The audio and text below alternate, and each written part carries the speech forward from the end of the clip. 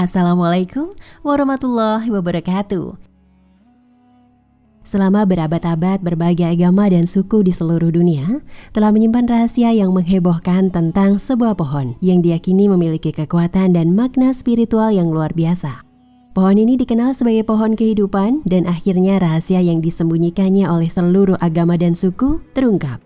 Dilansir jurnal Flores dari Ancient Origin, pohon kehidupan adalah simbol universal yang ditemukan dalam berbagai tradisi dan kepercayaan di seluruh dunia. Meskipun muncul dengan nama yang berbeda-beda, seperti pohon kebenaran, pohon kesadaran atau pohon ilahi, semua agama dan suku memiliki kisah dan keyakinan yang terkait dengan keberadaan pohon ini. Menurut legenda, pohon kehidupan adalah sumber kehidupan dan kebijaksanaan. Dalam beberapa tradisi, pohon ini diyakini berada di tengah surga atau dunia spiritual, dan buahnya memberikan kehidupan abadi dan pengetahuan yang mendalam. Pohon kehidupan juga melambangkan koneksi antara alam semesta, manusia, dan Tuhan.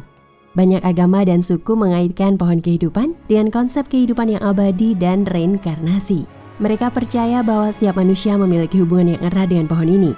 Dan saat seseorang meninggal, rohnya kembali ke pohon kehidupan untuk mencari kehidupan baru. Selain itu, pohon kehidupan juga melambangkan kesatuan dan keseimbangan dalam alam semesta. Akar pohon mewakili akar kita yang terhubung dengan bumi. Batangnya mewakili tubuh kita yang tegak dan kuat. Dan cabangnya serta daunnya melambangkan pertumbuhan dan perkembangan kita sebagai individu. Meskipun pohon kehidupan memiliki makna yang mendalam dan universal, mengapa hal ini disembunyikan oleh seluruh agama dan suku?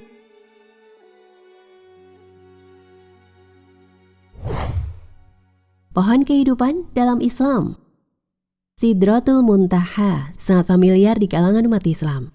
Istilah ini termaktub dalam Al-Quran, mengisahkan perjalanan Isra Mi'raj Nabi Muhammad SAW dari Masjidil Haram di Mekah menuju Masjidil Aqsa di Palestina dan naik ke langit ke-7. Lantas, seperti apa bentuk Sidratul Muntaha?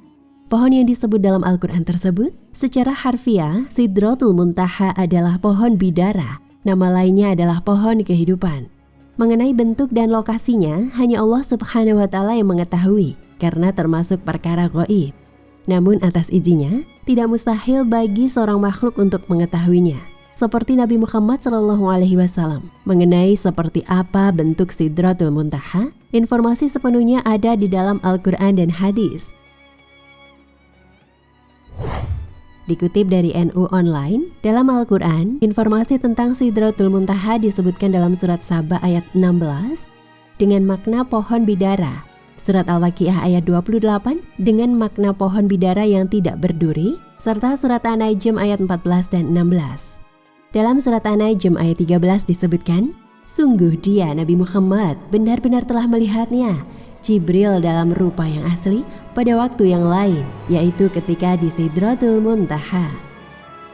Dari sini dapat diketahui bahwa makhluk yang diizinkan menyaksikan Sidratul Muntaha adalah Nabi Muhammad SAW sebelum menerima perintah sholat 5 waktu.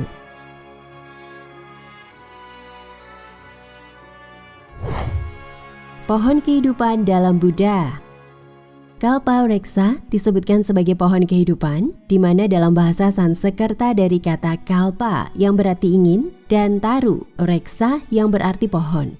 Dengan demikian, pohon kalpawreksa dipercaya dapat memberikan kehidupan untuk semua makhluk hidup dan dapat memenuhi segala keinginan manusia. Adapun dalam agama Buddha, pohon kehidupan yang dikenal dengan nama pohon Bodhi, tempat Siddhartha Gautama mendapatkan pencerahan menjadi Buddha. Dalam budaya Hindu-Buddha di India, Kalpawreksa merupakan satu dari 5 pohon suci di kayangan Dewa Indra, Mandara, Parijata, Samtana, Kalpawreksa dan Kalpataru, dan Haricandana adalah kelima pohon suci tersebut dan dikenal dengan nama Pancareksa, di mana Kalpawreksa digambarkan memiliki akar yang terbuat dari emas, batang perak, dahan lapis lazuli, daun karang, bunga mutiara, kuncup batu permata, dan buah berlian. Demi memperebutkan pohon pengabul keinginan inilah, para asura mengobarkan peperangan secara terus-menerus dengan para dewa, karena para dewa selalu mendapat manfaat bebas dari bunga dan buah ilahi dari Kalpawreksa, sedangkan para asura hidup miskin di bawah batang dan akarnya.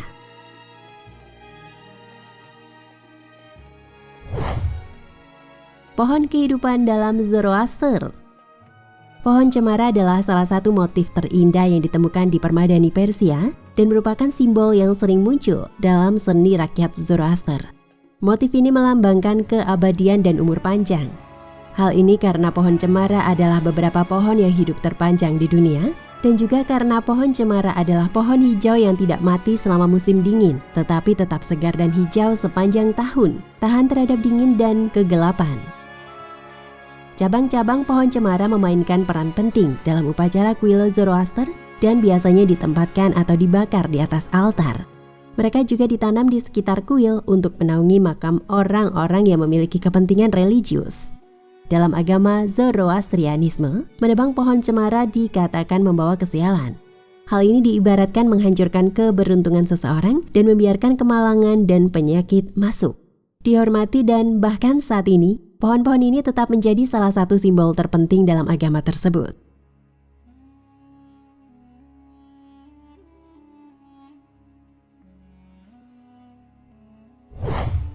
Pohon kehidupan dalam Nasrani.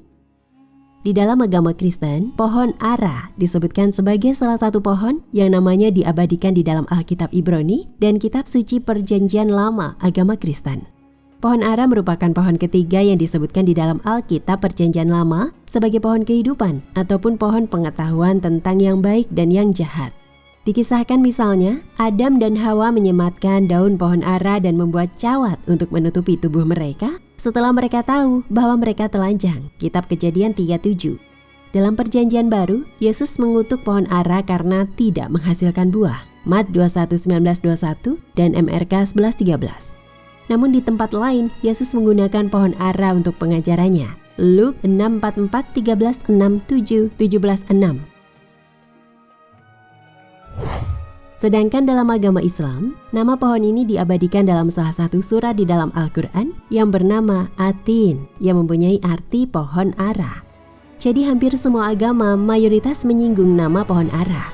Hal tersebut menjadi indikasi khusus bahwa pohon ara itu memiliki sesuatu makna yang berbeda pula.